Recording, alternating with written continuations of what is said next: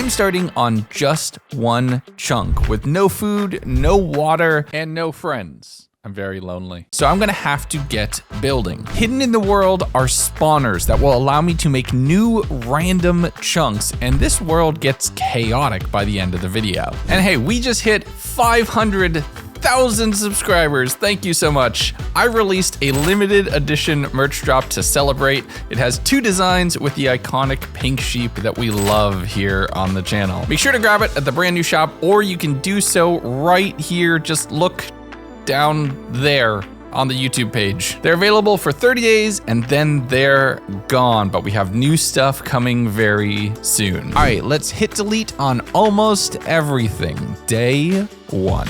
And don't mind the MCC skin, but now you can know when I started recording this. First things first was to peek over the edge of the world, seeing a single water source block really far down. That's gonna take some time to get to. But before we can, we have to secure the surface. First things first, consume the trees, turning them into crafting tables, sticks, planks, pickaxes, stone pickaxes, breaking some dirt, making a shovel, leveling some area, getting some birch. We're gonna have to make do with it. Stone axe, better chopping, better leaves, getting saplings, turning some of that wood into slabs so I don't need to worry about jumping every block, and then breaking the 2 and only 2 pieces of grass in this entire chunk to land myself 1 piece of seeds. And that's all I'm gonna have as far as food for a while, so we're gonna have to be careful. I'm throwing whatever saplings I can spare into the composter, making myself a furnace so I can cook up some charcoal so I can get some torches going, heading underground because I can't sleep, there's no wool. Down here, I'm grabbing some copper, a few pieces of coal, and looking for iron, finding a little bit of that relatively quickly, and then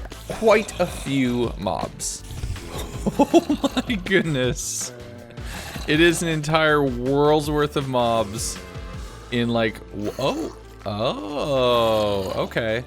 So it's an entire world's worth of mobs in one cave.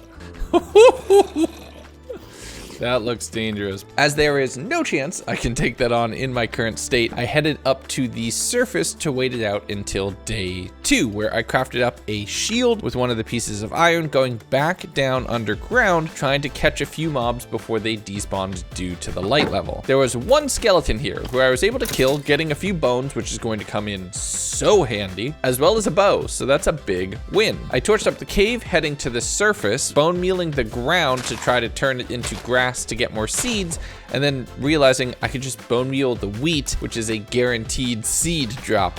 Okay, it was late, all right? It was late that day. I was able to get a couple flowers though, which I could use for dyes, quintupling my seeds, and having a few trees spawn where I was able to get my first bit of food. We can eat, we can live. This will not even put us to full, so it's better than nothing.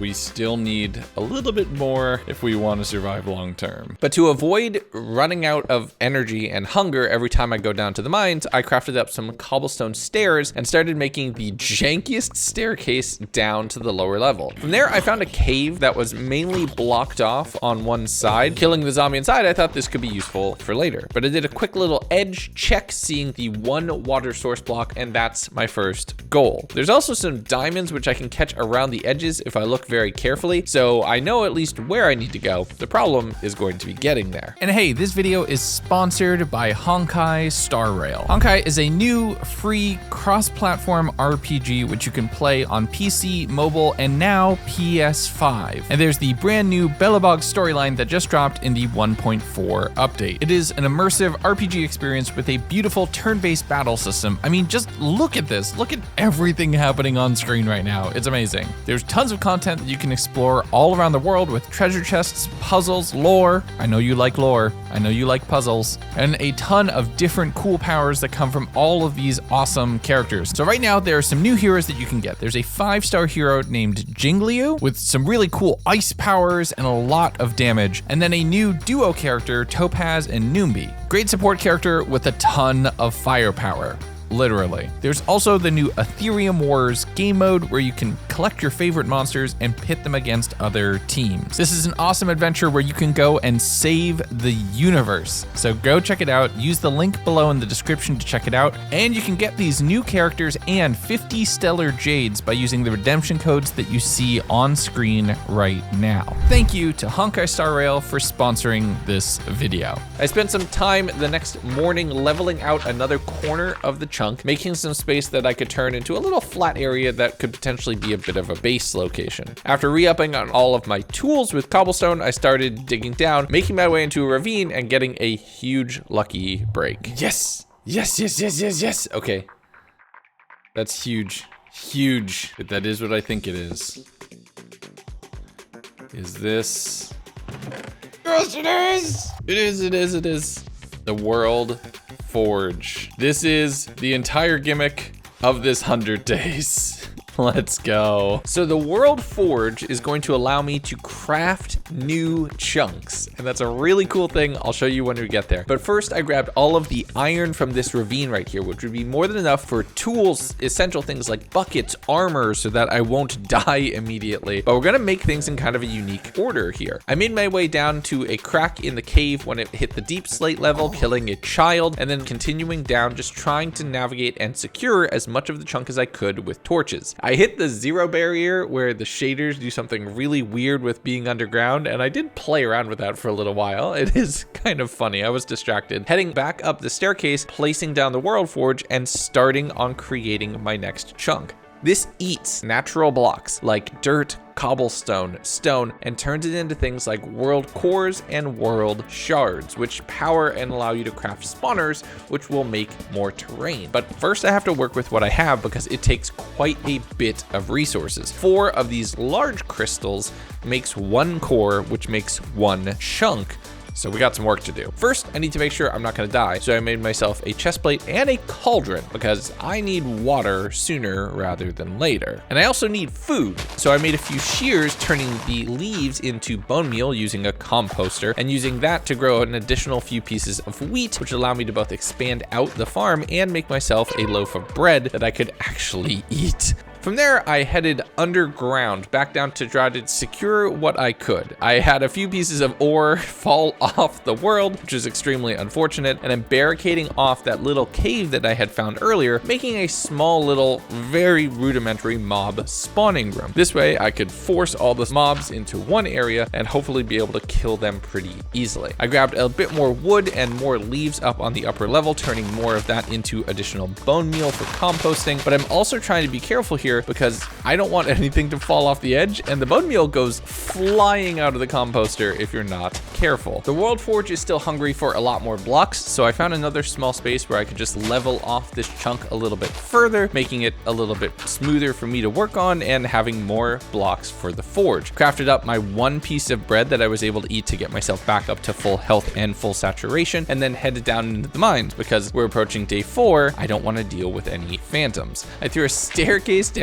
to make the tiniest little hole to kill some mobs, but not being prepared for the child to come to try to bite my ankles. After taking care of them, I was able to head inside, grabbing my very first piece of string, which is my first step towards a bed. I started day 5 by sacrificing many bats, and you all saw how well that worked for our MCC performance. Spending some time expanding the overall space of this spawning section just so we could get more mobs in here. But unfortunately, that wasn't the only place in the whole chunk where they could spawn.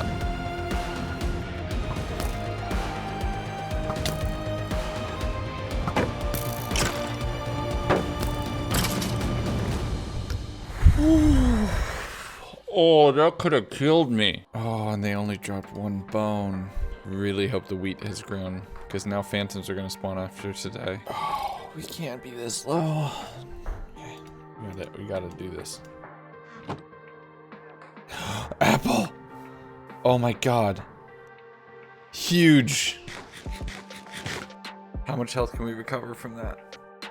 if we just don't move. I resigned myself to eating the little bit of rotten flesh that I had in order to get my health back up to full, but it was going to be close. If I didn't kill more mobs or get more resources, this could be bad. So I headed back down to the spawning area, and it was full of both spiders and zombies, which I was easily able to take out, grab some string, and then headed back up to the surface, waiting underneath the tree so no phantoms would spawn, giving it about a minute worth of a count, and then heading back down, where the farm was no longer safe as some mobs had made their way up from the ravine as well. And once I cleared them, I had a bit of a creeper incident, with one blowing up the wall into the spawn chamber. I cleared and boxed up that area again, made my way back up to the surface, and there was just screaming, nope, nope, nope. I'm waiting here until the morning. And that morning was tense. I'm basically playing chicken with the creepers that walk up to the little hole that all the mobs can fall into, and finding some that had spawned down in the ravine that were walking up the staircase and trying to assassinate me. So I dropped everything I could off on the surface, and I'm up to 2 wool blocks worth of string, so we're making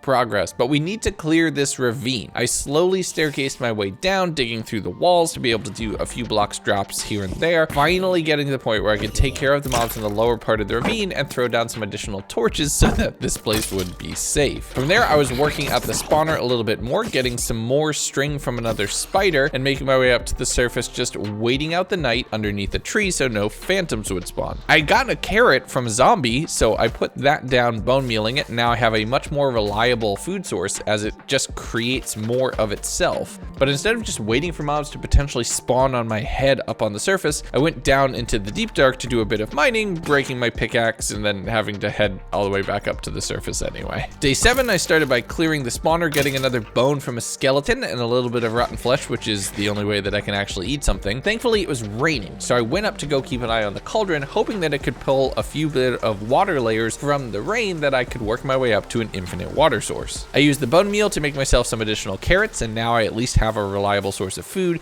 doing a little bit of chopping of wood, making sure to shear all of the leaves to both get saplings and to turn that into additional bone meal, and throwing any blocks I can afford to do so into the forge to try to work my way up to my first world core. After that, it was back down to the spawner, ending up with a pair of golden pants, so if I ever happen to make it to the nether somehow, I won't be attacked, at least not right away. But I continued working my way downwards, finally getting to the level of my first major goal. Yes! Water. We have water. Okay. I need to make a bucket though. So I'm doing a bit of peeking out of the caves to just see what else is available, grabbing lapis and seeing some diamonds right underneath me, knowing that I need iron tools to pick up both of these things, both a bucket and a pickaxe. So I worked my way up to the surface, mining for any iron that I possibly could. And once I was able to get up to the surface, I crafted up both an iron pick for the diamonds and a bucket for the water. We'll head back down and get that soon. We started the next morning though by going to clear out the spawner, and unfortunately I saw a skeleton shoot a creeper, blowing up this building yet again. But thankfully enough, I was able to clear that all out, getting an additional 2 pieces of string, which is another major progress point. From there, I headed down through all of the caves, scooping up the water source block in the bucket, and now being able to use that, and mining down from one of the caves into the diamonds that were inside that tough blob underneath where I had been before. There's also some more diamonds up above me, and I repaired the spawner, expanding it just a bit further before heading up to the surface and throwing a bunch of blocks into the system. From there, I crafted up my first 2 diamond tools, a pickaxe and an axe, and saw the world core get completed. With this, I can double the size of my world, but I'm gonna need a few other resources to get there before I can actually do it, specifically a ton of copper. So I headed back down underground, clearing out the mob spawner yet again, mainly for bones, mining the gold, some additional diamonds, and searching for copper ore along all of the edges of the chunk. I brought up what I could the following day, taking an additional 2 string from my last visit to the mob spawner and being able to craft up a 3rd block of wool. And you know me, if I'm gonna sleep, I'm gonna do it in style. So I was able to make myself a blue bed, and now I can sleep through the night. I spent some time cooking carrots, smelting copper to get the blocks necessary, and then used a trick that I had seen online, which allows me to make a water source infinite from just a single bucket. With that in place now, I can even hydrate the farm, so things are gonna grow a lot faster, grabbing all of the copper from my 1 furnace, making the 4 copper blocks, and basically crafting the spawner in my inventory before going to bed. And I'll let Legundo take it from here for a minute. I think back here makes the most sense. Actually, yeah, let's do over this way. Here we go. Ready?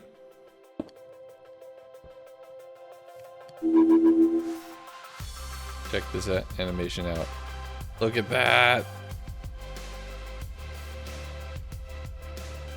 Hey. And there we go. We have 2 chunks now. We should immediately start getting this torched up though, or else we're gonna have a problem. So that's what I started with, just throwing down torches on any of the caves that were accessible, as well as the surface, mining down to the lower levels, having some stone now blocking off some of my drops before, and using that to just get any additional resources. There's some iron and copper, which will be useful for more spawners. I'm checking the corners of the caves to see what other diamonds had spawned, seeing some in a corner and going to grab those. Is that the deep dark?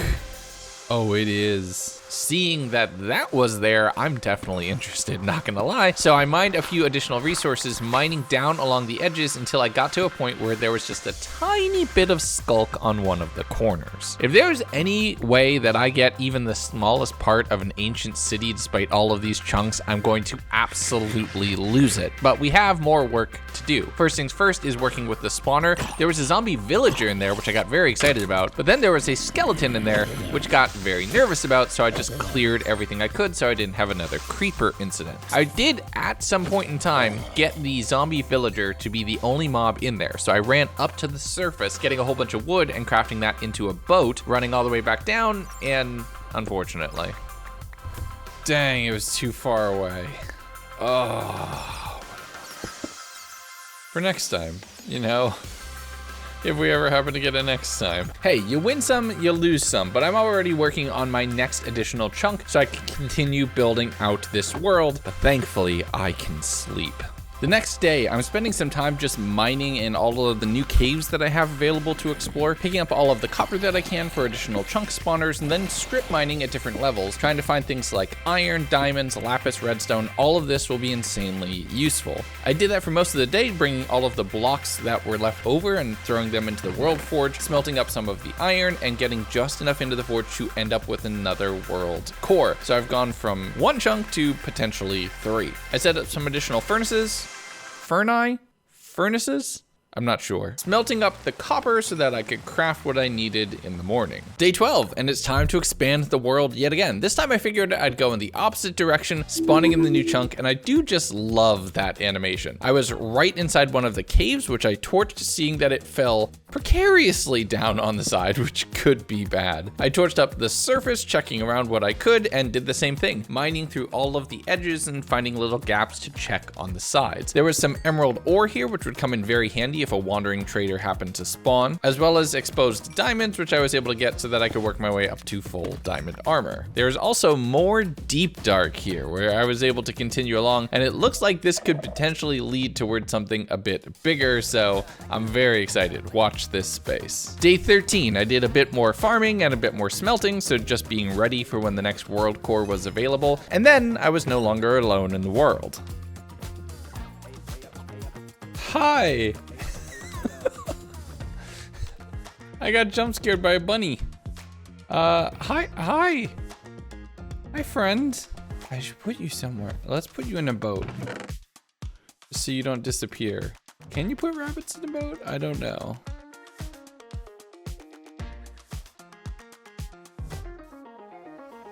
I don't think bunnies get in boats. I spent some time just making a little cave off of the small caves on caves all the way down, trying to make a space for that rabbit to be in, throwing a bunch of dirt in there and trying to lure them in with some carrots. Come on. Yes, come on. Come on. Yes, come on. Yes, yes. Yes, everybody. That was the stupidest thing, but it's worth it. Yes, I did just spend an entire day trying to capture a bunny. The odds of me finding a pink sheep in this world are practically nothing, and you know I need to obsess over at least one mob in every video. It's a canon event. The following day, I'm off to do some mining, and I'm strip mining. Not exactly for the thing you might expect, though. You know that chest I found in the very first chunk? Well, one of them spawns in each and every chest, somewhere between 40 and -40 in each individual chunk. So there's quite a bit that I could find that would help me supercharge this world. But first I went to go check the spawner. Holy. Nope, that's just dangerous. That's too much. Picking up an additional world core from the forge, which means I can make this world a little bit bigger. And this time, we're gonna go random. Unstable chunk spawner. This could be fun. Okay, so in that direction is all the chunks that would normally be there in this world. And we're gonna keep going because that deep dark is potentially very cool. But in this direction, we're gonna do it a little differently. This spawns a completely random chunk. I have no idea what I'm gonna get. Let's find out.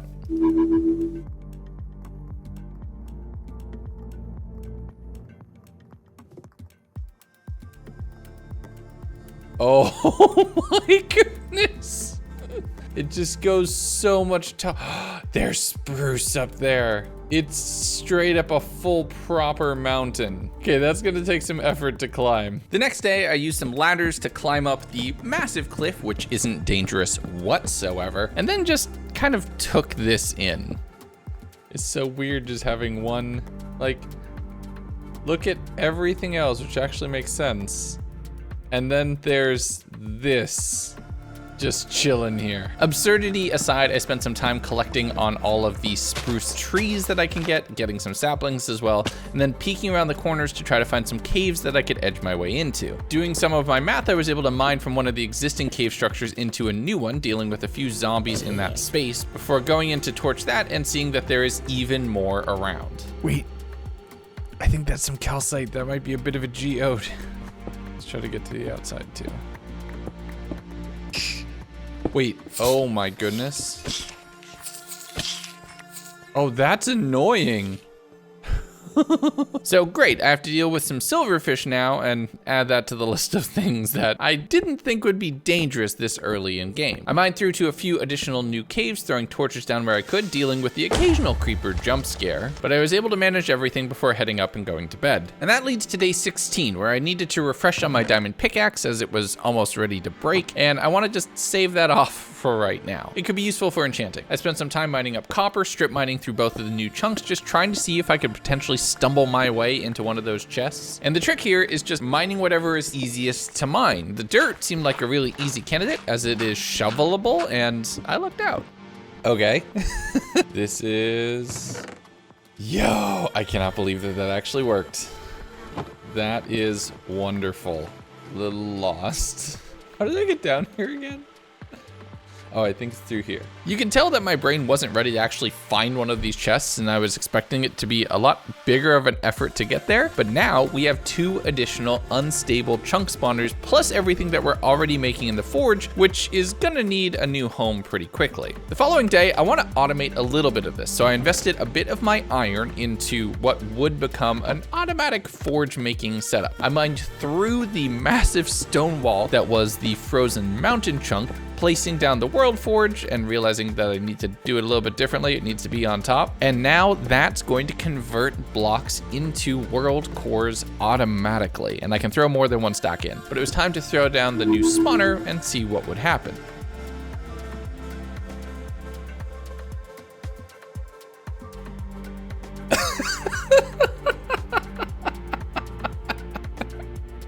This world is going to, oh, there's an emerald right there.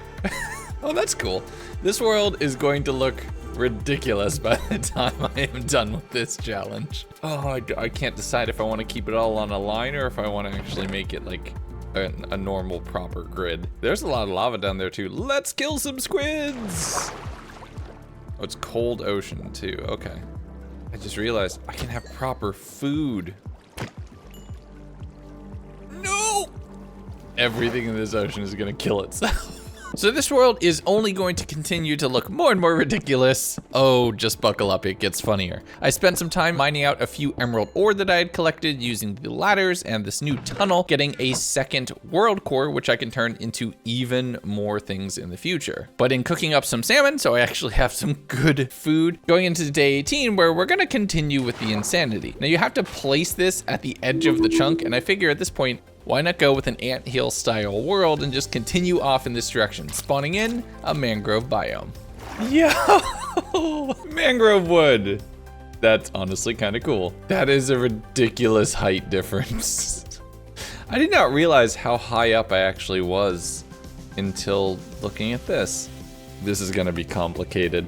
I threw down some ladders on both sides of the ocean chunk, knowing I'm gonna have to make a bridge at some point, torching down the swamp so that nothing would spawn over here, and checking out the caves on both sides, then being flooded on the swamp side, which is going to be a little tricky. I also realized that I could ride the water from the ocean chunk down the sides of the chunk a little bit more safely to explore the lower caves, and that led me to my first little bit of lava. This is so sick. Like, look at that. That is so freaking cool. The tricky part is riding the water back up and not drowning to death, as the trip, without depth strider or anything, takes you down to about half health. I'm gonna have to be smarter about that in the future. But as the night started to wane, I just put down some basic cobblestone to figure out where I wanted this bridge, mining a bit of a cave and then realizing that's probably gonna go a bit too far, so I climbed up the ladder and went to sleep so I could figure this out from the other side of it on day 19. But I wanna make it look good, so I'm harvesting a lot of the mangrove logs and the branches, finding another new friend. Frog! I didn't even realize you were here. And in trapping the frog inside of a little mangrove root cage, I'm spending some time chopping trees and then starting on the actual construction of the thing. We're gonna go with a combination of the logs and the roots so that it looks, I don't know, a little rotted, a little ruined, with some very basic cobblestone struts and supports and some mangrove fences on each side just to make it kind of work. Given the limited resources and the limited space that we have to work with, at least it's one way for me to walk from one side of these chunks to another, and I'm doing a little bit of work to make a little safe drop down that I'll be able to use to make travel a bit quicker. And that continued into day 20, where I'm harvesting all of the spruce wood that I had planted, using the leaves mainly for decoration on one side, creating some trapdoors so that I didn't have to worry about the cobblestone being ruined, and then after having a pit that I could potentially drop down into, I mined to the exact coordinates, mined down a large shaft where I could then safely drop down in one direction and then do a water column or something going the other direction. I'll have to figure that out. After some leaves for decoration, a little bit more axe fishing for the salmon so I could refresh myself with a nice healthy snack. I took one more nap and we're into day 21, where we're approaching the first quarter mark of this world. And I figure it's time for us to take it a little bit further. I'm gonna want a bubble column so I can get over from the lower ocean chunk up to the actual spawn chunk. So I went down to mine some obsidian, going with everybody's favorite joke.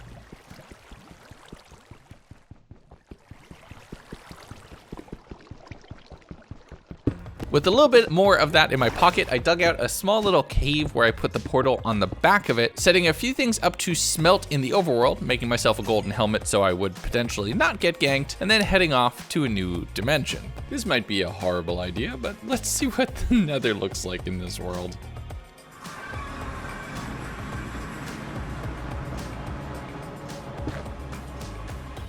What?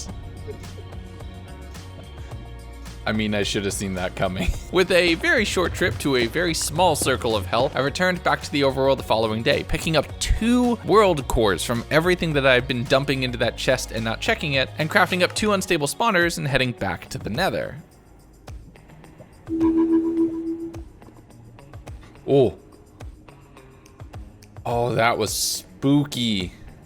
Because it comes up on you. Okay, netherrack biome. There's a little bit of gold ore. We want a soul sand valley. Would be really great. There we go. I hear piglins. Where's piglins? Okay, we could do some trading maybe. So with what I needed in my pocket, I dug the shaft down, placing down all of the water and having to do it the old-fashioned way because I don't have access to kelp. With everything finally set up, this route is now bi-directional and we can actually get both ways easily. And this is now reminding me of my Emeralds world, where the small successes I made along the way felt like major accomplishments, and it kind of puts Minecraft into a different light. I'm actually gonna be doing something very soon where I try to take that to the next level. I'm very excited for it. So if you enjoy these videos, you enjoy the way I tell a story, make sure you subscribe because it's going to be something you don't want to miss. All right, day 23, and I'm still basically camping with a single bed just in the middle of nowhere, so it's time to put some work into a proper base. First, I mined down into the ravine area from my tunnel, so that way I could set up a better access to the underground, and then spent some time clearing out the initial farm, leveling a little bit more land so I could build myself a rudimentary house. It doesn't have to be big, it doesn't have to be a massive mega base, considering it's bordered by a massive chunk on one wall, and likely will have something behind it relatively soon. We're going old school, cobblestone foundations, a small little farm in the corner, some leaves here and there, strip logs for the supports, and some spruce doors, slabs, and awnings to make a very little traditional starter house. But I do want to spruce it up a little bit and make it a little bit better, so I'm throwing down and moving all of my chests inside, using some trapdoors for a little bit of a railing to the entrance, and then going and focusing on things like windows and dormers and the following day. I moved the smeltery area completely off, so that way the initial spawn chunk is a little bit cleaner overall, having everything moved in, crafting up a new diamond pickaxe as mine was about to break yet again. And when I went over to look at the swamp, my one frog had multiplied. That is a very large number of frogs. My world is about to be ribbited out of existence. But I want a little bit of deep slate, so that way we can make the roof a little bit better, and I figured why not mine in the new chunks, and you wouldn't guess what I found. No shot. I didn't even notice this. That's hilarious. But I rode the water down to try to find some really deep caves and almost killed myself between drowning and the fall. Okay, that was potentially not very smart. We're leaving it there. There we go. We can swim, we're fine. That could have been very, very bad. I need to remember that I don't have respiration or any of the enchants that I'm used to. Oh, you drowned super fast without that. But between the bridges and now the shell of the house, even if it might be completely open concept when it comes to the roof, I'm actually starting to have a base in this world, not just living on random blocks. And that's the goal for what I want to do with the remainder of day 25. I spent some time harvesting for some wood, getting some saplings here and there, and finding a new bunny friend, trying to use the carrots to lure them over from the very tip top of the mountain, getting immediately distracted from my initial goal. No, no, no, no, no. Okay, you're alive. Hi. Okay, hold on. I'm trying to place blocks wherever I can, helping the bunny who gets stuck, who can't jump up and through a block when we got so close to home.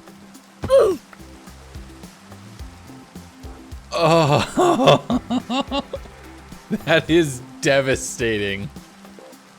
Oh no. And it's with that we closed this first quarter of the world with a bit of a tragedy. I made a small space for Floppers 2, who I named posthumously, making a small little memory with a single soul lantern torch. It's really appropriate that it was raining. But with whatever deep slate that I hadn't already fed to the World Forge, I crafted a few of that up in the stonecutter and then started making the overall frame of what I want the roof to look like. It's a nice little style, but I'm gonna need some more supplies to make that happen. That's a problem for tomorrow, though. Day 26, I headed back over to the ocean chunk just to use the water to be able to go down to the deep slate level, doing a bit of mining there, cutting across in multiple different sections within that 40 to 40 limit, finding whatever resources that I could, and eventually ending up all the way at the other end of the world in the skulk section. From there, I made my way back up, converted a lot of that deep slate into the stairs and tiles and bricks and blocks that I wanted to really finish off and complete the roof, getting everything done there to the point where the house is looking pretty done, but I need to be able to get back up to where I was on top of the spruce chunk, so I had to make a little side door for myself and bring the ladders a little bit further down. Day 27, I'm trying to see what else I can make with these different world cores. One of them is a scanner that would tell me where certain stuff is, but instead I have some other things I would like to do. First off, I want to test if netherrack works, because I have a diamond pickaxe and I can mine netherrack extremely quickly. The only problem is the nether is super dangerous.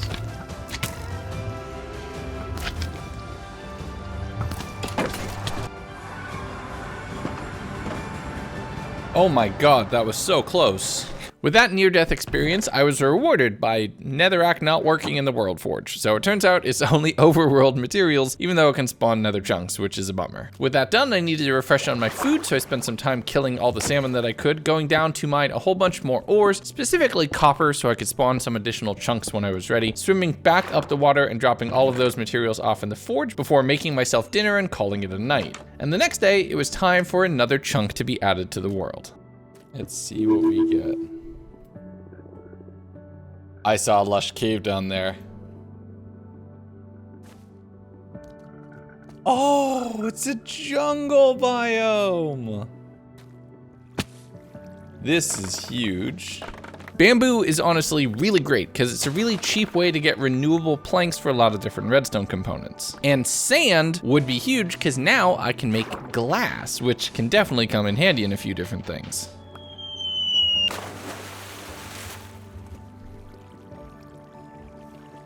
No! Oh, I was just typing notes! Now it's paused while I'm typing my notes. Sorry, I'm just trying to make sure the editors are informed, and I missed it. I think this is my only shot at a sapling, sadly, is these couple leaves right here. Oh, come on, give me a jungle sapling. Unfortunately, I would not be so lucky, and that one sapling that flew off into the void is the only one that I'm gonna see for quite some time. So I spent a little bit of time just digging a staircase back into the overworld and then riding the waterfall down to light up some of the caves, getting both moss and glowberries, which are useful, especially if I can put them into the forge. From there, I did some mining towards mob sounds, finding a few small pockets with some zombies inside, riding my way back up to the surface, and realizing that moss was acceptable in the forge. This could be huge. We can automate that, which would be wonderful for just some persistent chunk generation. And in putting down the bamboo, I have a reliable source of additional wood now that would be a lot easier to farm. The next day, I went back over towards the ocean chunk, did a little bit of cooking, and then headed underground to try to see if I could find yet another chest of unstable chunk spawners. And lo and behold, I did. Hell yeah. I love it when a plan comes together. With that, I wanted to continue the luck, heading to the other side of the jungle chunk and spawning a new one, which rocketed way up into the sky. I spent some time mining directly through it, since a good portion of it was a large cave, or at least the top of what a large cave would be, finding some more lush caves, a skeleton inside, and some random materials and bits and bobs. But on the way back home that evening, I realized that my world is now big enough that mobs can be spawning on the surface, so I need to be a lot more careful about lighting things up. Day 30, it was time to head back over to the nether because I want to do a little bit more generation there, and I want to try to get towards enchanting. And one way to do that is to get books from piglin bartering and potentially some potions as well. I spawned in a couple new chunks, getting some blackstone and basalt deltas, almost dying to another cube. Why is it always the cubes? Eventually, I was able to clear that, heading back to the overworld and just doing a little bit of mining there, seeing some more mobs passively and grabbing some diamonds from the edge of the world whenever I could. There's another lush cave opening, which I was able to drop down into, getting an axolotl friend in a bucket, and I was so excited in having a new pet. I was mining down to some diamonds when I realized I was standing on something truly unique. That's a fossil. Hold up. That's a fossil. I've genuinely never found one of these ever in Minecraft before. I've never found one of these. That's cool. Turns out when you can just x-ray the world, you can find stuff real easily. Yeah, it turns out finding the super rare items in the world are easy when they're just exposed to the air because half the chunks aren't rendering in the world. But with a little bit more mob fighting and just transitioning through the world, dropping everything off back into the world forge, I'm excited. There's all sorts of more secrets that are probably waiting for me to discover. Day 31, I brought my axolotl friend over to the ocean chunk, figuring if I plopped them down, they'd kill fish, and I would just passively be able to collect some fish. The only problem was, I watched my axolotl just yeet themselves into the void.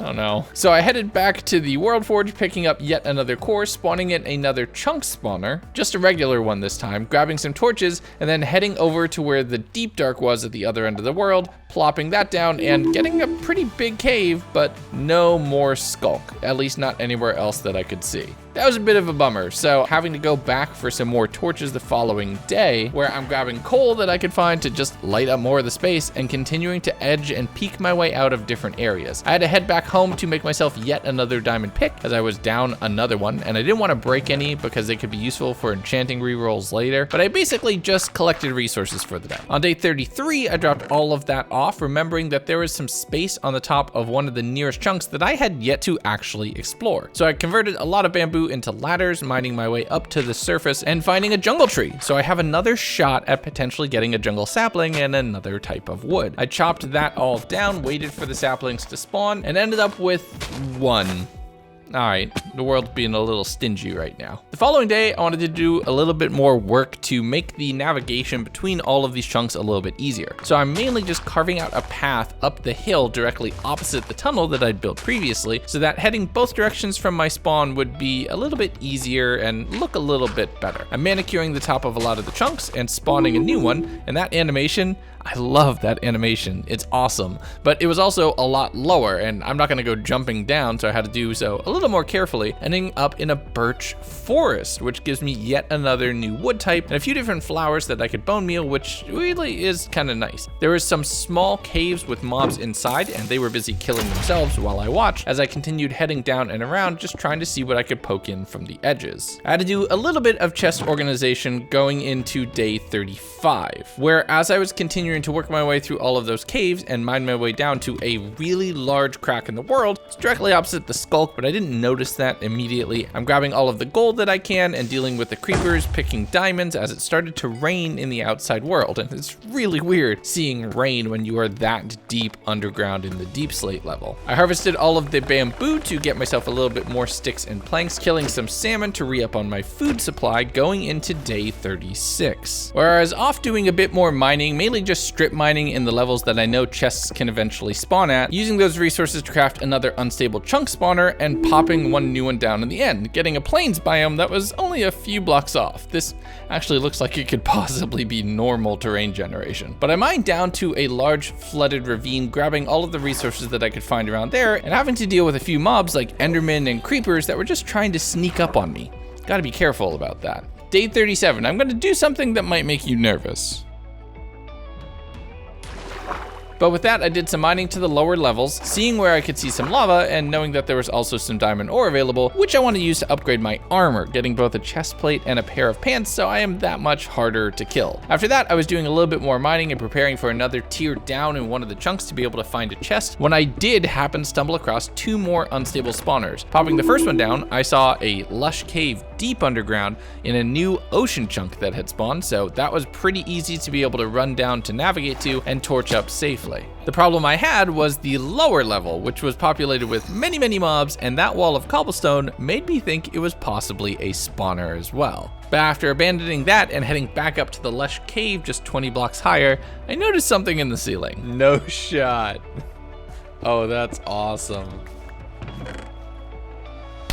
Yes! Oh, that's just wonderful. Now, that was insanely lucky, but my way down here meant that I needed to mine a new way up to the surface, which took a little while and got me into day 38, where after exiting my home and doing a little bit of crafting, I made myself a desert spawner. Now, this isn't the random ones, this is a little bit more by my design, but I think this can give me a good supply of sand, sandstone, and other resources that I hope I can use to be able to craft up a few more things which could definitely come in handy. Now, I was expecting a very low chunk that would be near water level, but nope, it was a giant desert mountain with a mine shaft inside with a cave spider spawner available in it. And this could get tricky. I'm not in the best gear right now, so if I'm not smart, I can get poisoned and killed. I crafted up a diamond sword so I'd be able to combat the spider webs that were in the mine shaft, laddering up to the surface of the desert just to torch it off so nothing would spawn. From there, I was back underground where I had fought with earlier, throwing some torches around the cobwebs and just getting the spawner deactivated as quickly as possible. There were a few on-end cave spiders that I had to deal with, making sure to not deal with too many at once and never get poisoned. I actually only took one hit, I think, so did pretty good in comparison to how I normally do with a mine shaft. But with a reliable source of experience, I was feeling like that was an insanely productive day. The The following day, I was back down into the mines, just trying to see what else I could find, once again yeeting myself off of the edge of the chunk to make my way to a little bit of water and then down into the lush caves, which actually connected to the lush cave from the previous chunk, so it was just one large open space. I mined up the iron and a whole bunch of deep slate, making sure to peek around to try to find new areas. Slime. Slime. Hello. And a slime chunk, considering all of the chunks are in a line and very minimal, is honestly kind of huge. If I can use that to craft up a couple different things as far as redstone components and other elements, it's definitely gonna come in handy. So I returned back home to quickly bank that into a chest and everything else into the World Forge.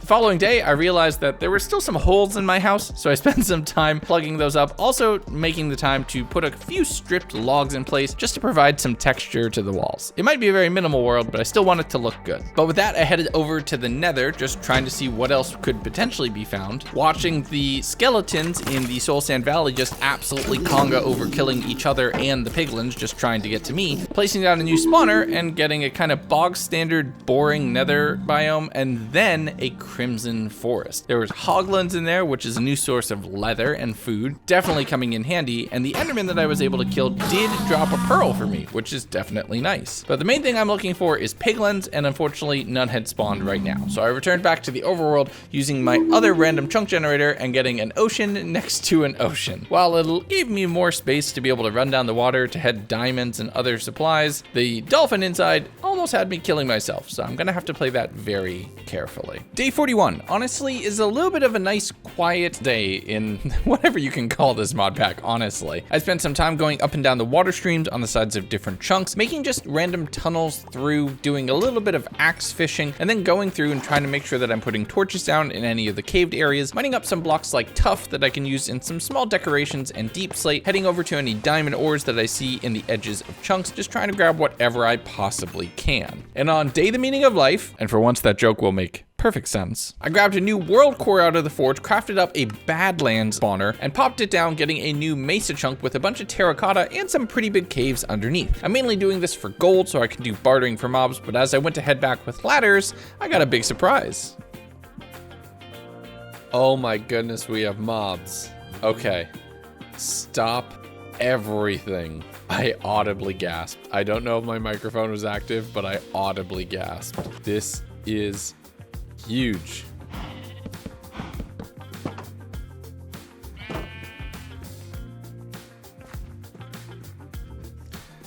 Huge. Absolutely huge progression. I don't know what caused them to finally spawn, but they finally spawned. Well, that changes everything. Having mobs to farm is a huge new leg up. But I headed up to the top of the mesa chunk, putting down torches in any of the caves that I could find, getting a few magma blocks as well, which is a nice, fun find. I mined around a bit following mob sounds, but really I need to get started on farming, and it's really good to see a little bit more life on these chunks. But Day 43, terracotta, unfortunately, does not go in the World Forge, so we're back to just throwing cobblestone in and hoping for the best. I headed over to the birch chunk where the mobs now existed, improving the area surrounding them by both breaking down some of the trees that would be kind of floating, as well as making a very large area to put wheat into. I'm gonna need a whole bunch more of that if I'm gonna be breeding mobs, so I'm making a large farm that covers the entire span of this chunk, making stairs both into and out of the animal pens, as well as through the little 1x2 tunnel that I had dug, leading back into my original chunk. This way I can walk from one place to another and it's just straight, no jumping or anything like that. And I threw everything into the forge for another chunk and made myself a diamond hoe, because if I'm gonna farm in style, okay? Day 44, we're starting to take care of all the animals with mob breeding and just exploring around a few of our other chunks. I had found a lush cave a little bit lower down in one of the sides of the chunks that I had not yet torched up, so I made sure to put a few there so no mobs would be spawning. Following around to a few mob noises, but not really getting anywhere, or at least not finding where they were hiding right now. But I am making and leaving enough tunnels and not keeping enough torches in my pocket that some mobs are starting to spawn behind me, so I have to be a little bit more careful of that. The world is now more populated and will become even more populated as I continue to breed both the sheeps and the cows. Day 45, it had been a while since I had first checked, so I threw a block of moss into the World Forge and then remembered, oh yeah, that's right, that works. So we're gonna go ahead and start making a new new farm. First things first, I need to smelt up a ton of iron because I'm gonna need some of it for pistons and for buckets. As I headed over towards the nether, finding a few buckets of lava that I could use for both fuel and as a source of renewable stone. And I think you can know where this is going. I spent a little bit more time breeding up all of the animals, getting my next world core, and deciding that I should spawn that immediately behind my initial chunk so I could potentially make something uphill and feed the moss or stone that I'm gonna make into the forge automatically. So after getting up to the top and seeing where everything aligns, I dug a tunnel and a staircase back through that chunk. And it is interesting, now seeing my home covered on 3 sides by massive stone walls just shows how much this changed when it was still in isolation, and it's looking a little bit different. But I took a quick nap going into day 46. Well, I'm gonna start to build a rough moss farm. And instead of working on a completely automated design, heck, instead of looking at a tutorial at all, I figured, let me just try to big brain this and design one all on my own. And this is going to be upsetting to some redstone people, so I apologize in advance. But I was able to get a reliable source of stone pushing through on one of the sides, which is good because that's what I'd be able to turn into moss with a quick little bit of bone meal, which I can get from the skeletons over in the Soul Sand Valley in the Nether. Repeating that on the other side, I had a stone feed tape on both sides that would feed its way into a central area, and after a little bit of trial and error, it took over a day, but I finally have a 5x3 section of consistent stone. Underneath that, I set up a little water channel and a single hopper, building a chain of old school water elevators to move the materials from one place to another, using trapdoors to block it off and a little bit of cobblestone over the void in a chunk I had not yet spawned in order to filter all of the items that will fall through this farm into the World Forge automatically. And on day 48, I finally fired it up, and it works. Mostly. I can bone meal the moss that's directly next to the stone to get a whole bunch of things, but only the full moss blocks go in, so I need to be careful about the azalea bushes or the carpets, which will only clog the system. But they can be turned into more bone meal into a composter, so we're making progress, and I spent a bit of day 48 and going into day 49, both breeding up all of the animals, making sure that I had harvested all of the hay and starting to kill a few for leather, that I could start working my way towards an enchanting setup. And with that, we're at the halfway point, and it feels weird. I'm in half diamond, half iron armor, but we're actually making progress. Being upgraded to proper food like mutton and steak means I can be a little bit safer in my exploring into other chunks, so I spent time just trying to find additional caves from mob sounds and mining my way through in the mesa biome, finding gold and the jackpot, another chest with another 2 unstable chunk spawners inside. With that in hand, I spawned 2 additional chunks directly behind both the farming chunk and the one directly to the left of my base, getting a big mountain and a big ocean, and this world is looking more ridiculous by the day. And now we're over the halfway point and at day 51, and I got a new microphone. Let me know how different it sounds. We're gonna try our best to make it match, but it might be pretty distinctly different. It's a lot better. But after lighting up the top of the chunk and gushing about my new audio tech, I jumped into the ocean, and we have a ton of work to do. There's a new world core available, which I'm able to craft up into a swamp spawner, which I'm thinking I put it right next to the mangrove swamp. It'll be at the same level. We can get a couple other things, and no, I got the tallest swamp of all time. This mountain is almost as tall as some of the actual mountain biomes in this world. I don't get it. It also had no water, which meant no sugarcane, which meant no books. So I did a little bit more bambooing, a little bit more torching on the top of the chunks, and then checking out all of the caves in the new chunk, and there were quite a few of them, with creepers and skeletons making explosive combinations as I'm torching everything up to just ensure that the world stays pretty safe of mobs altogether. It started raining a little bit later in the evening, which is nice for the atmosphere, but I don't need it for water anymore. That is plentiful. But I am spreading out far enough that mobs are starting to spawn in the caves. It's something I'm going to have to keep in mind as I work my way forward. The next day, I used the moss farm for a little while just to collect the resources needed to be able to power the World Forge, and then jumped down to check out more of the caves, using the fact that 2 chunks were opposing each other across a void to peek from one to the other for things that would be good to steal. I mean, collect. I saw a little bit more skulk. That's more deep dark. I'm really excited to potentially explore that. Digging down through the mineshaft area on the corner of the world, mainly looking for more diamonds as I am starting to run short, and without any ability to regen on those, I'm gonna need to repair tools and armor by making new ones, basically. I popped everything into the forge, did a little bit of organizing of all of my wooden supplies because I'm gonna wanna do some more building,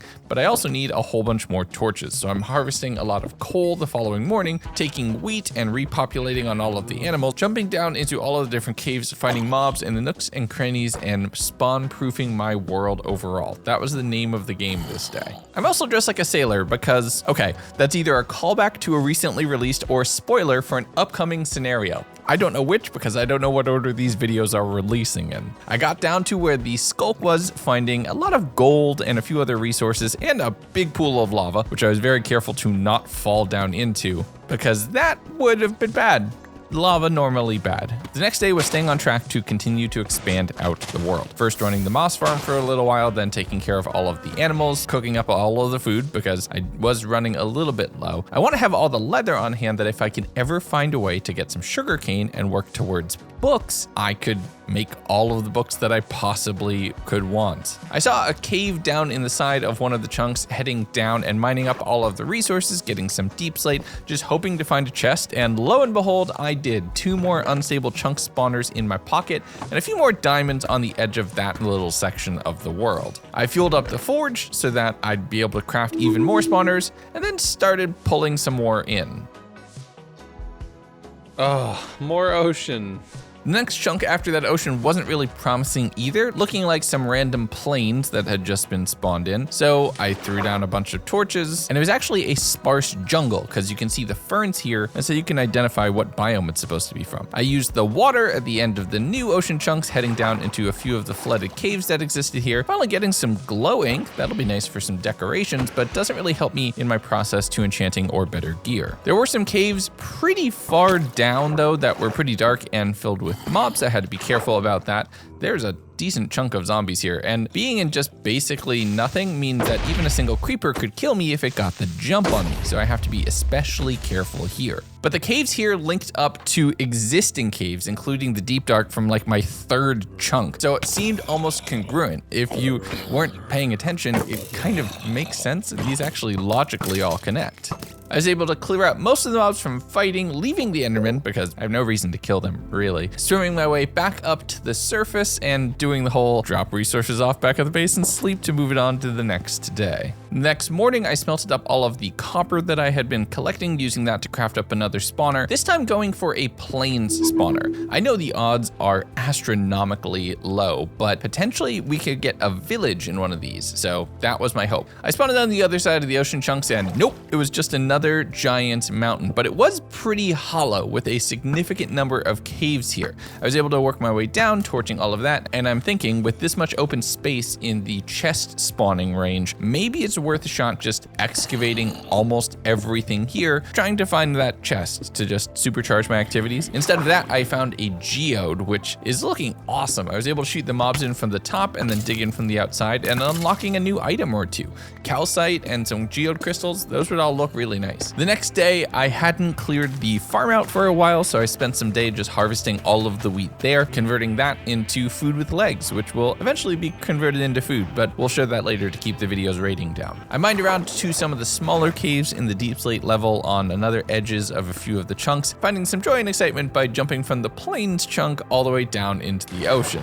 But running low on coal again, as I have been several times throughout this specific 100 days, I'm heading down to the most recent chunk to excavate anything that is currently exposed to air so I could make my kingdom larger by expanding everything the light touches. And I did more of that light touching the next morning, finding some exposed iron and a few other resources, and then just excavating around, trying to mainly search for some mob sounds that I was hearing, finding a cave that had quite a few zombies hidden inside, forming a conga line of death and an explosive little party right after. This was a pretty huge cave, about 40-50 blocks tall, but it was encapsulated by solid chunks on every other side. I don't know how I missed it, unless it was 1 block in, even on the normal chunk itself. I dug from there to another area, finding an Enderman and killing them, getting a pearl, so that's something more that I have. I don't think I'm gonna find a stronghold, but it is always nice to be able to teleport out of danger if necessary. Day 59, more copper and another world core were both available, so I crafted myself up another unstable chunk spawner, heading to the back of the jungle chunk as I had now lit up all the caves inside and spawning in a new one.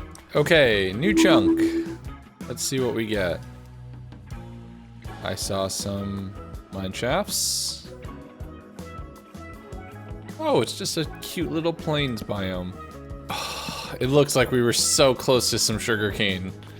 I just need one piece of sugarcane. Now, I think I've already said this in VO a couple times, but sugarcane unlocks books, which could unlock a whole bunch more, both with enchanting, making my tools a lot faster. I am missing my efficiency, as well as being able to theoretically work my way with a zombie villager into starting a village. It reminds me of my 100 Days with Emeralds playthrough, where I'm searching for really basic resources in new and unique ways. And those are some of my favorite videos, which is why I really enjoyed this one so far. I was mining for a while, not paying attention, and I broke my diamond pick. That actually kind of hurts. I used some bamboo to craft up a new one and was immediately right back on the grind, but being one tool down and breaking it meant that any diamonds that I saw were immediately on my collect list. I dug my way into a pretty populated cave. It wasn't large by any sense, but the problem was I could hear a witch giggling in the corner. One harming or poison potion from there makes me very susceptible to death, and I have a really big fear of a witch killing me in one of these videos. So that's one mob I don't mess with. The following day, it was time for food with legs to become food over at the farm, but instead of spending more charcoal on cooking that all up, I crafted up a few campfires, which would allow me to cook all of the meats without any fuel at the cost of not getting any experience out of it. And I'm in no rush for experience. I'm at level 38, so this is honestly a pretty fair trade. I did cook a few of it up just for time's sake, so I would have everything that I need because I'm also impatient and a man of contradictions. Heading up and seeing an Enderman inside of a small cave that was directly behind my bridge that I just never noticed before. And then I had a light bulb moment. Wait, I can get books. That could work. I didn't even realize my mic was on right there, so that's honestly kind of funny. I grabbed all of the coal that I could find from everywhere in the world and used it to smelt up all of the gold that I had. And I had quite a bit of gold, so that honestly took a majority of the day, leaving that running while repopulating from an earlier unexplained sudden reduction in the animal population of my world. And I was excited. Oh, this is gonna be so good. The next morning, it was off to hell. I ran over towards the Crimson Forest biome, finding a single piglin here, throwing the gold bars down and then trapping them in the corner by mining underneath their feet. And this is where I would say that they became the richest piglin in the world, but they're the only piglin in the world, so that is true by default. And I'm not gonna lie, I spent all day just throwing gold at their face as they were stuck in a hole here, while also keeping an eye out and around for any additional piglins so I could supercharge and accelerate whatever I was going to be finding. And now I'm pretty sure the editors are gonna put in a supercut of every time I said book to the piglins here. I need any book. One book. Just give me one book. Do they not barter books anymore? Just give me a book. Ugh. But having expended all of my gold, and I'm gonna need to do a lot more mining to recover from that, I headed back to the overworld, and I was reminded that there is another way that you can get books because one of my mods was doing a fishing stream at this exact moment. So I headed down and started fishing in the ocean. Well, first I thought, I don't want to fish from a cliff 50 feet up. That seems a little impractical. So I spent some time mining out a very small cave right at the water's surface level and then starting fishing. And I fished up things like lily pads and fish, and then more fish, and then fish, and then more fish, and then bones, and then puffer fish, and then more fish, and then more lily pads, and then bowls and saddles and other treasures and junk. And well, then it happened. Okay, that worked. Now here's the only trick. We're gonna try to do that 2 more times so we can make a bookcase instead of just an enchanting table. Technically 3 more times. And then we have to do something very tricky with a villager, potentially. We're gonna fish for a little while longer. Haha, get clickbaited, everybody. I'm not searching for one book for an enchanting table. I want a route to a full enchanting setup. So enjoy fishing now being a pretty regular part of the daily routine. And this challenge specifically reminds me of all of those kind of exponential growth games, even games like Stardew Valley, which I just did 100 days on recently, actually, where you kind of are constantly unlocking the next thing that becomes a part of your routine that can allow you to unlock the next thing. I mean, we're literally unlocking the world as we go, so that's kind of the whole theme of this video. But if I'm gonna work in style, right? So the next day, I'm spending some time building out and properly building a fishing spot. I set up some wood to hold up the massive amounts of stone ahead of me, using some bamboo planks and the bamboo blocks, stripping them to get some texture into the floor, even throwing some mosaics in here and there, just trying to make this look pretty good. From there, I set up some chests so I could keep track of all of my fishing expertise, both the things that I was really looking for, as well as the random things that I could find. Now, with a very limited block palette, I'm pretty happy with how this all turned out, and it made for a space that I could happily and healthily, safely fish from. And I did a lot of fishing, finding my second book, and it was one I was thinking I'd keep. Oh my god, a Fortune 3 book? Okay, so we're saving that. Unbreaking 3 too, that's actually cracked. Fishing might be OP. Is fishing OP?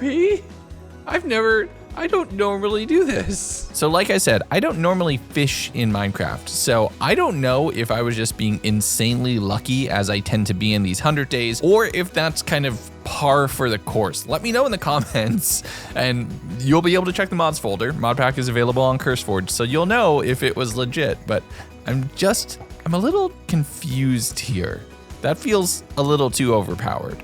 Day 64, I'm continuing on the fishing grind, just trying to get what I can. And I'm picking up everything except more books. Then again, I've gotten really lucky with books, so maybe that makes sense. Once I cracked level 40, I'm thinking that's probably enough fishing for right now, as I'm staring off in one direction and the video might be getting a little bit stale. So let's do something with what we collected so far. I made myself up a little anvil, did a bit more smelting with some lava, and then headed to my house, plopping that down and turning my pickaxe into Fortune 3. Now, here's where I might get flamed a little bit in the comments. I actually made a grindstone and ground Unbreaking off of the book, using that to instead craft up an enchanting table that I could use to put very low level enchantments on everything, instead of only having one piece of enchanted gear and having everything else be completely blank. And I was able to get power for my bow, I was able to get efficiency on almost all of my tools, and some unbreaking and protections on all of my armor. So I'm a little bit harder to kill, a little bit safer in the world, and I have one pickaxe that could help me get a lot more diamonds and a lot more gold, which is good because we're gonna use that gold for bartering. And on day 65, when I returned to my fishing spot, somebody had moved into the ocean. Now, I thought my mic was live, so I was just excitedly saying like, I wish I could get a trident. Oh my goodness, here we go. I'm gonna get a trident. I've been so lucky. And well, no. What was gonna happen today was using my brand new fortune pickaxe to mine out any gold that I could find. I wanna go back and do a little bit more bartering, and now being able to fortune out gold to get the raw elements is extremely amazing. That's a wonderful buff from the 1.17, 1.18 era, and finding more diamonds is definitely great as well. I'm mining around, also finding another geode that I had not noticed before, getting a few amethyst crystals off of that, smelting up all of the ores into bars, and getting ready for the next day where we're gonna take them back to hell. But I'm getting ahead of myself a little bit because we are running out of storage space. The inventory in that house is looking awful, so let's do some work about that. I moved and harvested a lot of the bamboo, running around to just try to find where would be a good place to be able to make a tiny little storage room. It doesn't need to be massive, just look at the size of my world. I could probably fit everything here in maybe like a 9x9 of double chests. So I carved up a small area, a pocket in the wall, leading up to where the moss farm exists, and just putting down a 2x3 grid of double chests with bamboo blocks, which makes them infinitely cheaper to make. I also worked on improving the staircase up towards the moss farm and then started organizing, putting all of my blocks into one chest, moving everything like sand and renewable resources into another, plants into another. And these are the categories that I kind of always fall into whenever I'm making a storage room. And I do make storage rooms. I don't just make chest monsters, everybody. Look, I'm trying to be organized, I promise. But once all of that was done and I used a little bit of the leather that I had collected to label almost everything here, I was actually only short on sticks, but we're gonna be able to do something about that very, very soon. The next day though, all of the gold had finished smelting, so it's time to do exactly what I had promised, heading back to the nether, finding my friend in the hole and going ahead and throwing all of it right at their face. And the world didn't want me to do this, spawning a ghast in, which was dangerous. But thankfully, my piglin friend survived, and we're gonna speed this up a little bit here so you can see everything that popped into my inventory, with the highlight of everything being a single Soul Speed 3 book. Now that cost me several stacks of gold, which was kind of unfortunate, and we are equipped for the mightiest of speed runs. I mean, we're a little low rolled on pearls, but I think it could work. But now we're one step closer, and for that, we're gonna need more chunks. So I took all of the blocks that I could find, and then looked into what else exactly I could make with this mod. The next day, as the copper was smelting and I was preparing to craft up another spawner, I realized I'm actually short. I'm actually out of copper, the most common resource that you could potentially have.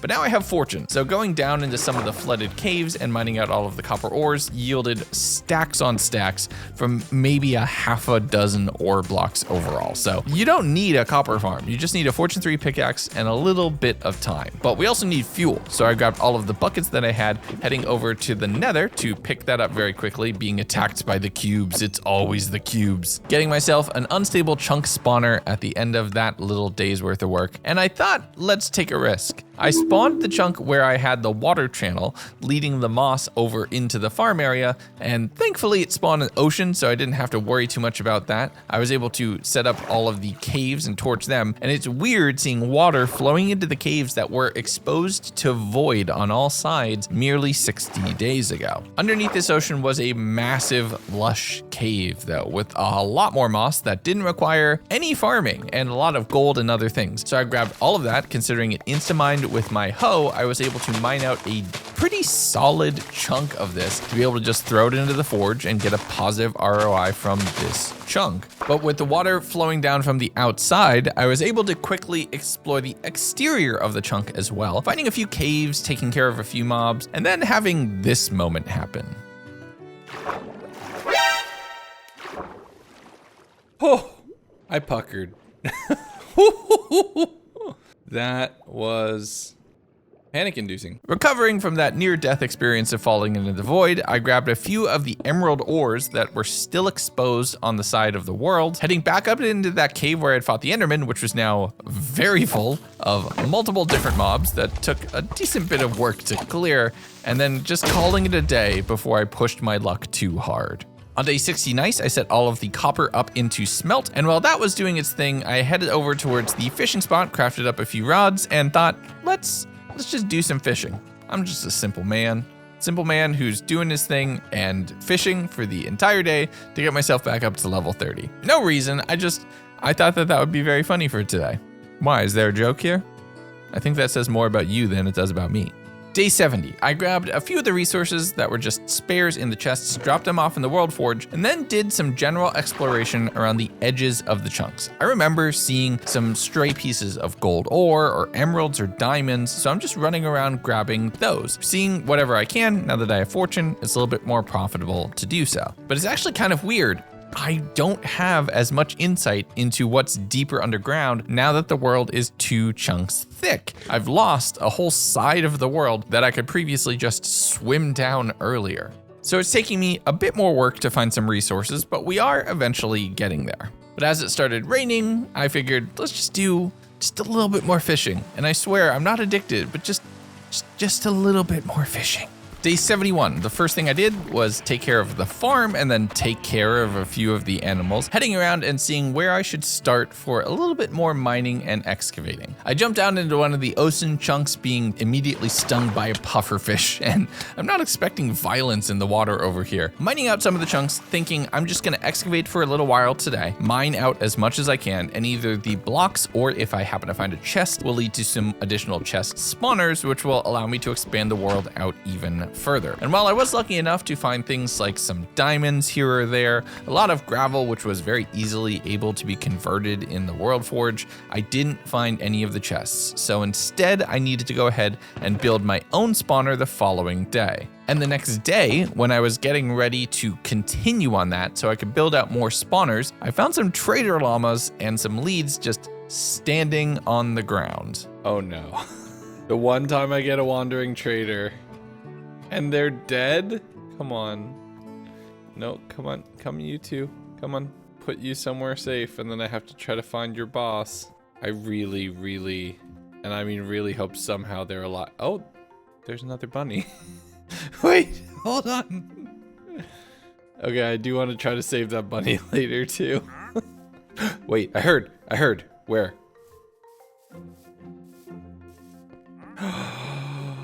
What did you do to your llamas that they fell? Please have the trade I want. The 2 trades I want. Okay, hold on.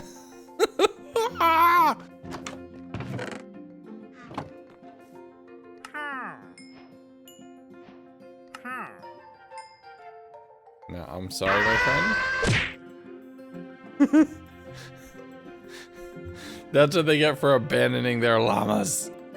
You are mine now. And now, okay, we've unlocked a whole new level of tech. This really does feel like the Emeralds video, where I'm getting to engage with very vanilla things in Minecraft in a really new and unique way. I planted down the sugarcane so that would start to grow, and then set up some cobblestone with the deep slate underneath it so that would continue to grow as well, so that we could farm that into deep slate blocks, which I'm really hoping are accepted by the World Forge. And can you spot what's wrong with this picture? Don't worry, I will in just a minute too. But with another chunk spawner in my pocket, I was just harvesting all of the plants, taking care of all of the animals as well, harvesting some of the animals to be able to have more leather, which I'm gonna need really soon, as well as food. So that would all be super important. I set some of that to smelt up in the house, dropping off the mutton. I'm gonna become a steak man now, heading to sleep and going into day 73, where I spawn in another chunk, getting another mountainous area, heading up the ladder on the sandstone chunk, just getting up to the surface so I could torch that all down, peeking down around the corners and seeing something really unique and interesting. And yes, this is an ancient city. I called this 70 days ago that if we happen to get anything from an ancient city, it would be a miracle. And the floating chest for the chunk spawners was just right there in the middle of the world. Yes! Is this the lowest it can possibly be? It's literally the bottom. It's literally the bottom. There weren't any loot chests from the ancient city itself in the space, or no shriekers actually, because I don't know how a warden would perform in this world, so that's honestly probably a good thing. And as I headed around the world just a little bit more, I jumped down the water into one of the lush caves, noticing, for the first time, a floating chest in the roof of that.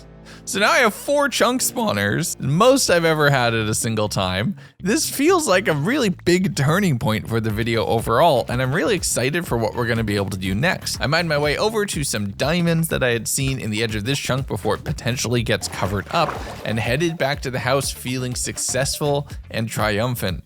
We're gonna build a lot more of the world tomorrow. And we got started with that right away, popping in another ocean chunk, which had the tiniest chunk of a beach here, so some sand resources, that'll be nice. But I did the next chunk a little differently, spawning it down from the caves in the bottom side of this one. This was a birch forest, which was relatively easy to torch up on the surface, and had some waterlogged ravines and a pretty big section of a cave down in the deep slate level that was all pretty relatively safe to make spawn proof and had a lot of resources immediately accessible that I was able to mine out. From there, I headed to another one of my ocean chunks, popping down down another one of the spawners so I'd be able to get to the underground easy, getting some more jungle. And considering I had missed out on jungle saplings oh so long ago, I was really excited to have another shot at them. I was also trying to keep track of the resources that I had over at home, breaking down the sugarcane and immediately replanting it so we could grow more, getting the steak that I had at home, harvesting a bit of the animals, and making another diamond pick before my previous one would break, especially since that had the fortune enchant. I did not want to waste that. The following day, I headed down to the underground of the latest chunk that I had spawned, dealing with some creepers, but overall trying to be pretty safe. There was a witch here who did try to get me with those potion effects, and I was able to get some spider eyes. You could get some cool things from her. I could have gotten a lot luckier, but I might have a lot of the tough. It's a low block in the world and it's relatively easy for me to mine out safe in the cave that I'm in, and thankfully it's very well accepted by the World Forge, and with efficiency I'm grabbing whatever I can from these new chunks that are resource rich compared to the rest of the world. Dropping all of that off, doing a little bit more mining with the sugarcane, getting that up to about 8 growing sections right now. This is going to be an experience in exponential growth. We are not using any of this until we absolutely need to. But considering I had just found 4 different unstable chunk spawners, I took the world core, the most recent one that had been crafted up, and converted that into a world scanner. This would allow me to do something a little bit different and be more targeted with my efforts. I smelted up some stone to make some stone bricks, took a quick nap, and the following day, let's put it to work. So I headed over and put those bricks into the world scanner, which needs cores and the same things that I would build the cores out of in order to work. And it scans for that block in any of the chunks relative to my current location. And it is honestly very, very slow, but we will figure out more about how this works in a little bit. I did a little bit of fishing while that continued to scan, enchanted up my shovel just to get efficiency. I grabbed a quick little bit of flint and then mined out the dirt that was embedded in the wall of one of the chunks, throwing that over into the forge, which I could then use to turn into cores to power the scanner. I accidentally moved the bricks, which reset everything. That is that is genuinely upsetting, I'm not gonna lie. So I took my aggressions out on the animals by, well, making fewer animals. The next day, I set the scanner to go off again, scanning for stone bricks. Again, that's to try to find a stronghold. I headed off to the nether for a little bit, using some of the unstable chunk spawners to try to see what else we can get here. I spawned another basalt delta biome and immediately noped out of there. I just don't want to deal with that. Heading instead down into one of the deep slate areas, mining up the moss from one of the lush cave sections, and then doing a little bit more manicuring of all the sugarcane that we've set up, setting all of that into the forge so that way we can power the scanner and potentially find a stronghold. I don't know how far it could potentially be,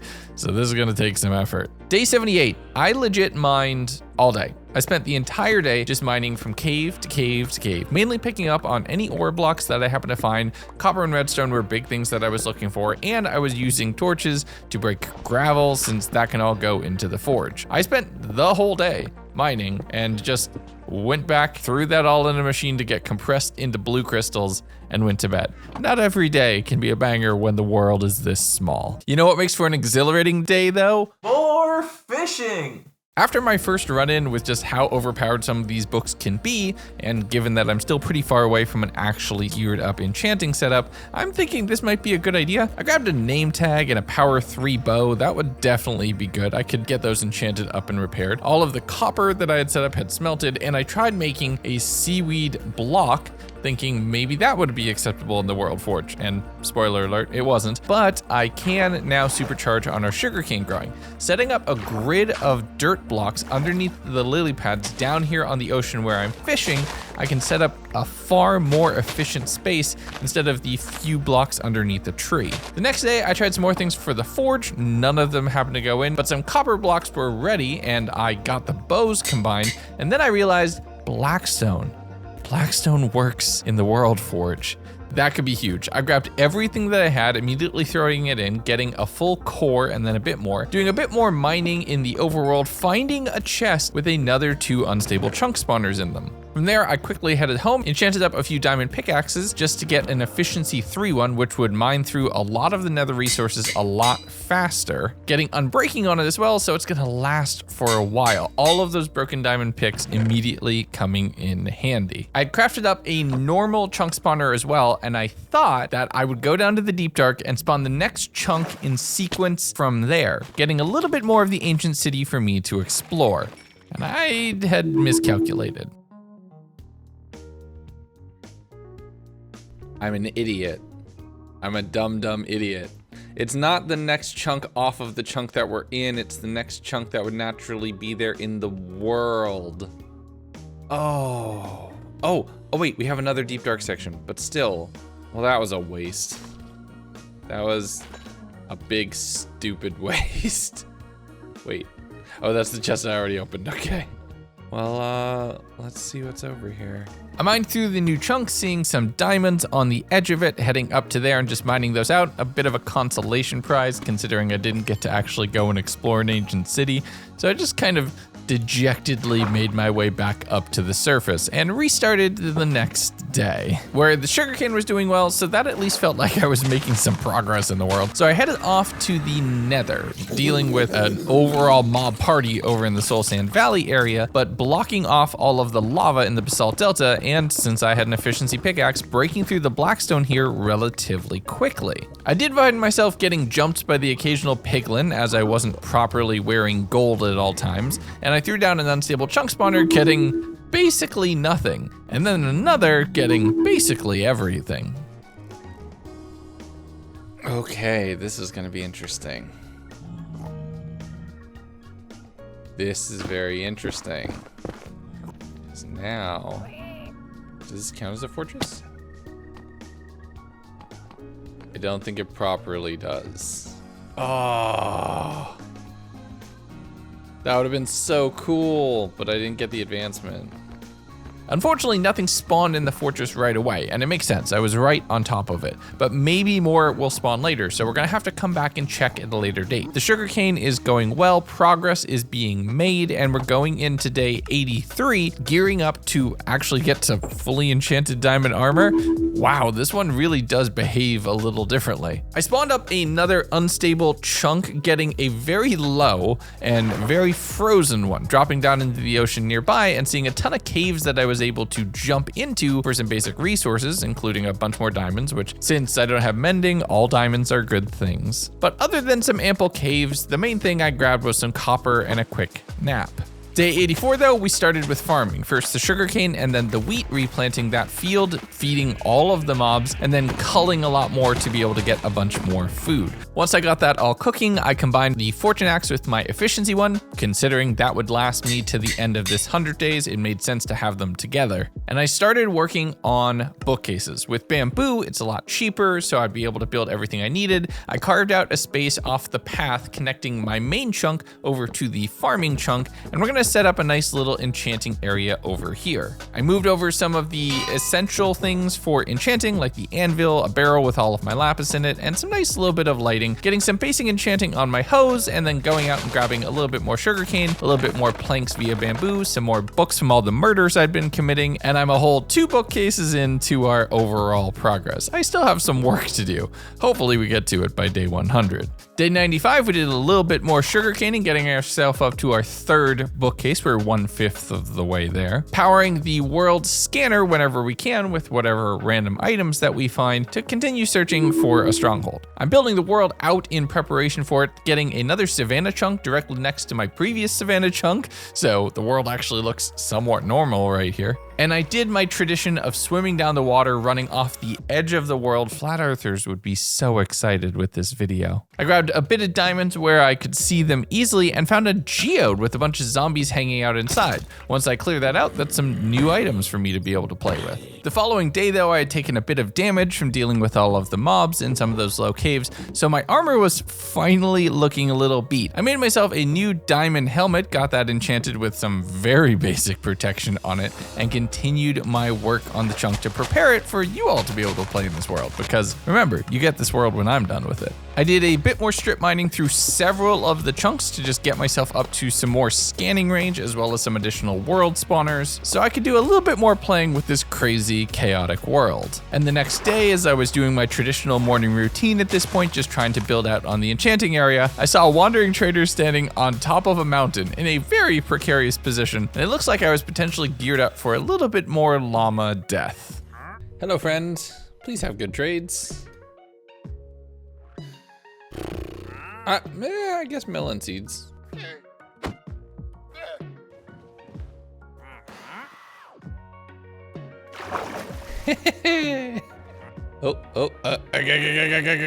No. I'm stuck. I'm stuck. Okay, we're fine. Don't mind what I'm about to do to your pets.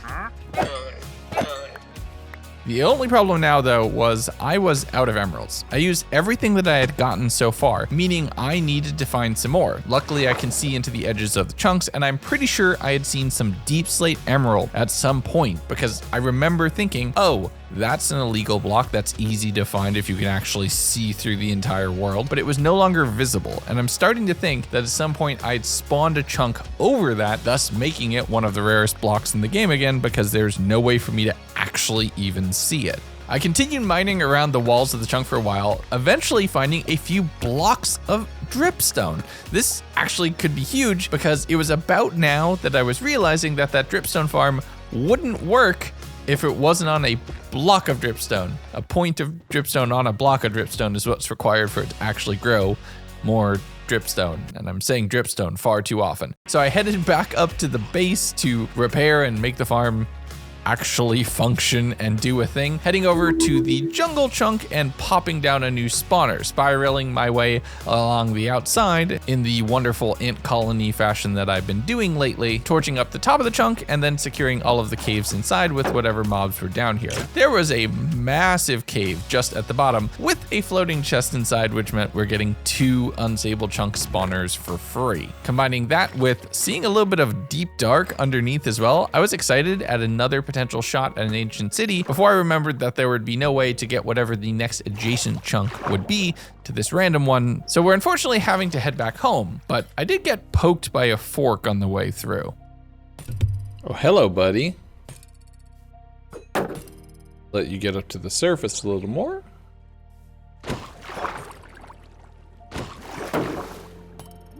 Oh no, don't fall, don't fall. Whatcha? Whatcha? Whatcha? Oh, ow.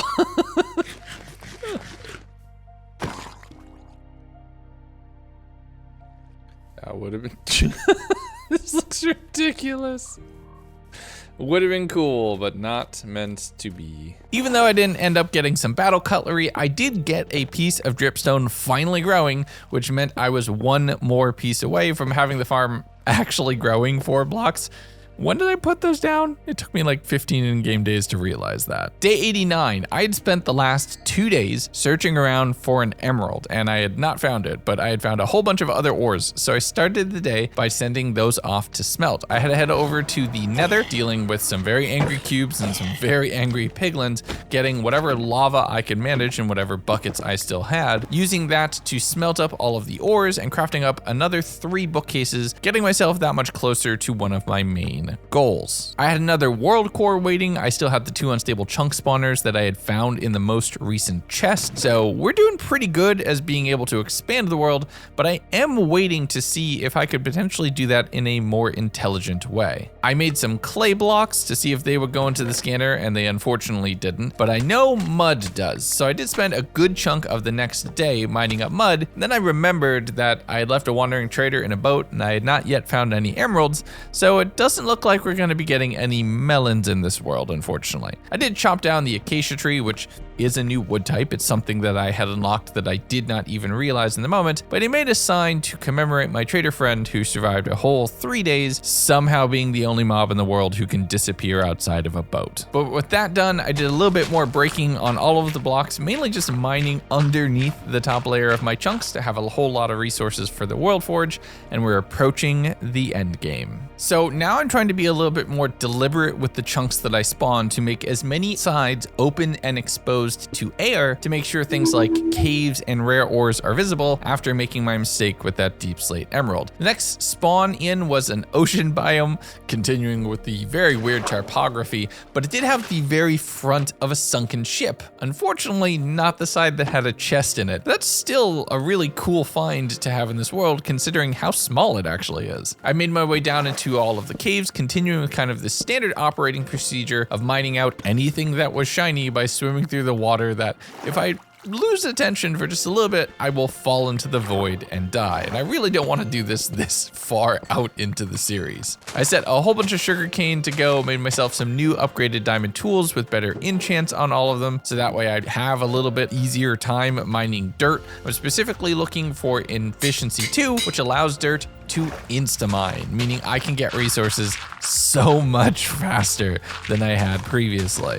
And on day 91, we are devastating an entire chunk, taking the one that's right next to our fishing ocean and converting it from a regular plains biome to a stony shore, as long as you don't happen to look at the map and see what biome it actually belongs to. All of that dirt went over to the World Forge, which would get me multiple cores and allow me to power the World Scanner for a decent bit. A few more bookcases in place, and harvesting up and taking care of all of the wheat means that another round of cows is about ready to make the ultimate sacrifice to continue to get us towards our goal of ultimate magic and knowledge. And on the topic of knowledge, I put a full core from the forge into the scanner. We have quite a few spawners in pocket right now. There's still things to do and more being generated. I can get resources faster than ever before. So this might feel like a weird purchase, but it feels right to me, at least in the moment. I spawned in another chunk to fill out the section, and it was another acacia biome. Not only was it that, it lined up perfectly with the chunk that I was standing on. The odds of this feel astronomical. I don't know if somehow the algorithm for this plugin makes it work that way, but that feels like a 1 in a million shot. And it only felt more like that when I headed down in the caves and saw a spawner. I genuinely cannot believe that we got a spawner. All right, here we go. 3, 2, 1. Oh, a name tag. That would have helped. Is this right on the line? Oh my goodness, it is right on the line. That is wild. Getting a spawner was kind of ridiculous, but a bit of additional dripstone would also come in handy, allowing me to build out that farm a bit more. There were, however, some complications. Oh, that's a very bad place to be. But after all of the mobs had at least partially taken care of themselves, I dug my way down into a very, and I mean very full cave with quite a few creepers and other mobs into it. But lucky for me, I had enough arrows from all of my time bartering with my piglin friends that I was able to take them out relatively easily. And all this makes me think back to the very first little hole in the wall mob farm that we had created for ourselves and just how far we'd come in the interim. Please work. Doesn't even work. Why won't you accept dripstone? That is my one piece of feedback for this mod author. There's a ton more blocks that forge should accept. Just please make it work with farmable stuff. That would be so nice. The next day, a ton of sugarcane was in, and I was able to craft up most of it with all of the leather that I had been stockpiling, getting an additional 2 bookcases and getting ourselves just one step closer. We're actually short on wood as the main thing for the last little bit of it, so I was able to craft those up, and with that, we have a full enchanting setup, and it feels great. I mined out some more dirt pockets out of some of the chunks, finding gold exposed behind it. Thankfully, that was inside a mesa chunk, so that's just wonderful. But since I can mine that out so quickly, I'm just excavating the sublayer of every chunk in this world, making everything structurally unsound, but just trying to get myself up to another world core, which I used to power the scanner even further. I really would like to try to shoot for the moon and find a stronghold before this is over. And it's gonna be close. Given how small the world is and kind of checking the coordinates on all of the very end chunks of everything that we've built so far, I'm not sure if it's even mathematically possible. Maybe if I had started earlier in this adventure, but with where we are right now, I'm more interested in making the world that we have look as good as I can than trying to make my way out to something that is potentially unattainable. But I do want to add more to this world and do more things. So I'm just peeking through and exploring to all of the different areas, minding my way down to the deep, dark section at the very bottom of the map in the naturally spawned chunks, the ones that are in the right order, putting down another spawner and getting a bit more of a cave and some diamonds on the edges, but unfortunately no closer to an ancient city or anything else along those lines. And making my way back to the door, and we're starting to wind down in this adventure through this very, very weird world. As I placed the final books and completed our enchanting bookcase, I took care of the animals, checked in on the world scanner, and all of that progress will be there for you if you're on Patreon. And it's time for us to do a bit more exploring. I threw some water down in one of the sections so I could mine down to one of the caves in my final spawned chunk in this world, torching that up to make sure it was all safe and ready to go, and finally finding a couple emeralds after all of that effort. I'll at least be prepared for the next wandering trader whenever they happen to appear. With all of the supplies going in for smelting, it's time to make this thing cleaned up a little bit nicer. I did some terraforming, chopping down all of these spruce trees and the cave in the very, very spawn area. The first thing that we made through our first ridiculous chunk, setting up actual proper walls and flooring, making sure that the tunnel looks good, and getting stairs down to the lower areas that you'll be able to get there without just constantly jumping from step to step. The following day, I was just doing some random exploring on the edges, trying to get whatever last little bit of resources that I could, when I almost messed this up in the 11th hour. I would have died from either the fall or hitting the void. Oh my god. That was so insanely close. Okay. Let's head over to that cave safely. Knowing that that would be a ridiculously unsatisfying ending to what has been a very interesting journey for me in this world, I grabbed whatever deep slate and resources that I could, heading up to the top of the mountains directly to the left of my spawn, and doing what I love to do when I'm finishing up in these worlds and setting my wealth and my accomplishments out bare in the world for everybody to see. I made a pile of diamonds first, made an area that I'd be able to convert into a space with an armor stand for everything that I'm wearing, and then laid out all of the gold that I hadn't injected directly into the piglin economy as of yet. After that, some additional work on pathing and doing a little bit more crafting with whatever I had left, setting up an armor stand and a chest for my items, the final few diamond blocks, and a little bit of additional pathing and detail with some hay bales and some more scanning processing as the world would be set for you. With the time starting to wind down, the world preparing to come to a close, and the rain pattering off of the surface of the ocean, I went to sleep for the final time and woke up on the morning of day 100. It is kind of wild to think that 100 days ago, none of this existed. None of this food, none of this food with the legs, none of that water. Do you remember how long it took us to get water? It took us almost 10 days. None of my bookcase and enchanting, nothing that I'm wearing. No house, no chunks, no swamp, no anything. We had this chunk right here, this chunk, and a dream. And we did it. But as always, this world goes from mine to yours. So let's just head on over here. Everything into the chest. Enjoy the world, everybody. I have more adventures in the multiverse coming very soon. Talk to you later. Goodbye.